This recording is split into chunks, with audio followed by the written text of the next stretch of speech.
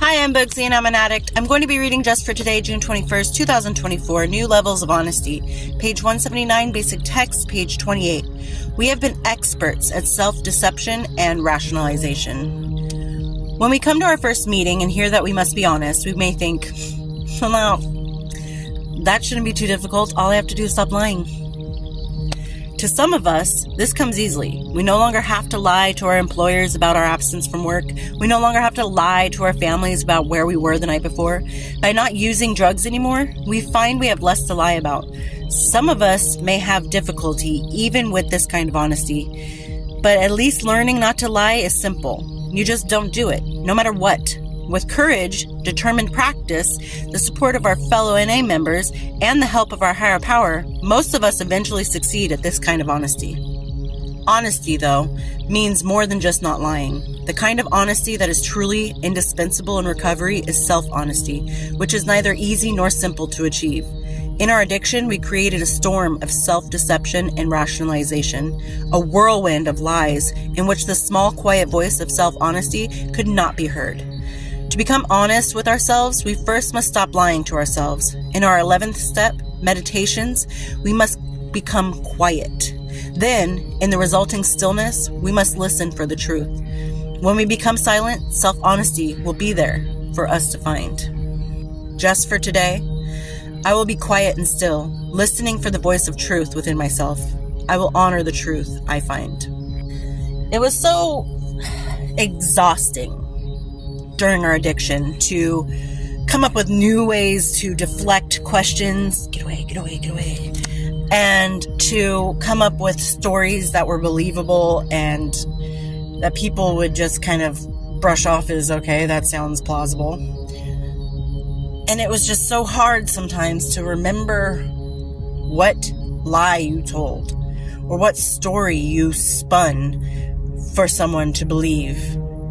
And sometimes we forgot what we said, and when someone brings it up again, we're like, what are you talking about? And they're like, oh yeah.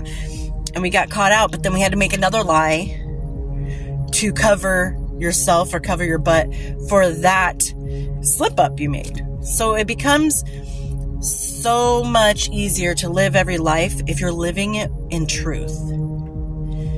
Because like I've said before, you don't have to remember a thing if you tell the truth. I don't have to remember who I told what, when, and how, and where, and what, where, and when, where, I don't have to remember any of that. If it happened, then I will remember it as if I was there going through it again. And I can tell you the story forward and backwards because it happened and it's true. But when you're lying and you're making stuff up, you tend to not be able to tell the story backwards. You tend to not be able to start in the middle of the story and tell the story backwards from there and then forward from there and be accurate. And I think that the more we become truthful to others, it becomes a little easier to be truthful to ourselves. And I know that there are things that we did in our addiction that we don't even want to bring up. We don't even want to, in the stillness of the night, in the quietness that you have by yourself, you don't even want to think about it because it's so horrific, it's heartbreaking, it's hard to admit even to yourself. But the more that you live your life in honesty, the easier it is for you to accept the things that you have done and grow from what those lessons were from that dishonesty that you told yourself and the lies that you've told yourself. And I think it's a beautiful thing when you can start to go, you know what, I screwed up.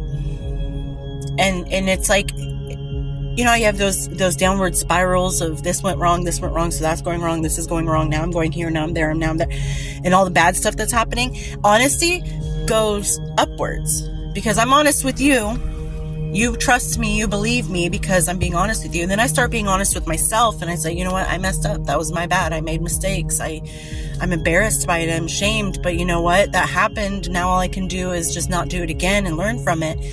And then because you're able to admit it to yourself, you're able to admit more to other people. And then when you admit more to other people, you can admit more to yourself. And it just starts going upwards. And it makes life so much easier to be honest with yourself and be upfront with the world.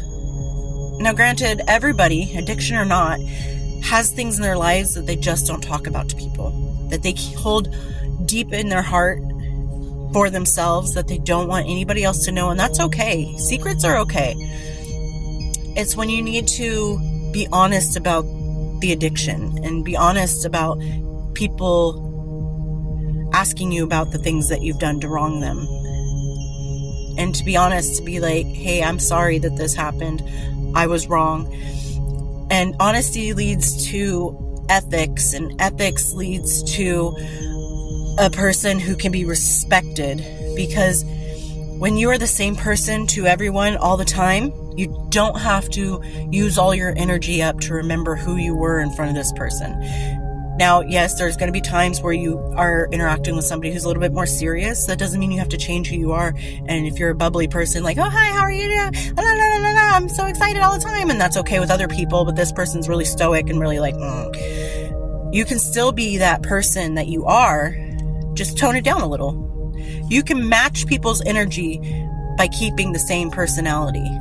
I do it all the time at work, where I get people coming up to me who's stoic and just not feeling good, and they're just angry, and they're just, And that doesn't mean like, I'm going to be like, okay, whatever. You're being rude right now. It's going to be me, oh, hi, how are you? Are you okay? Let me help you. Let me get you some assistance, and we'll get you fixed up and on your way, okay? I hope you feel better.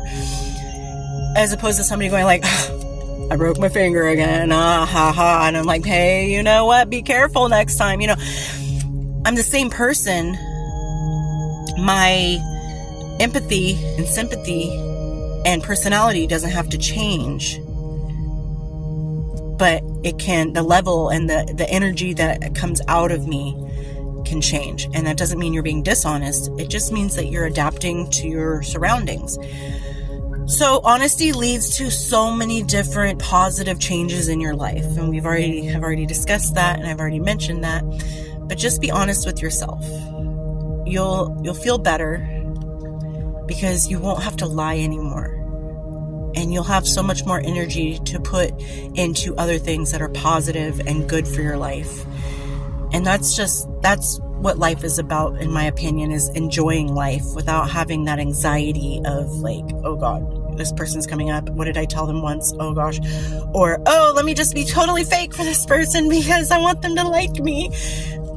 No, be honest with yourself. And when you're honest, you also start to find the people who match you, who fit with you better. Because if you have to be fake with like 20 different people, you're not going to know who you are anymore. And I know I'm going kind of on a tangent here, a little bit away from the topic, but if you're the same person to everybody, no matter how they treat you or how they approach you, it's going to be so much easier to remember who you are and really know who you are deep down, and be honest with yourself and be honest with the world and be honest with whoever approaches you.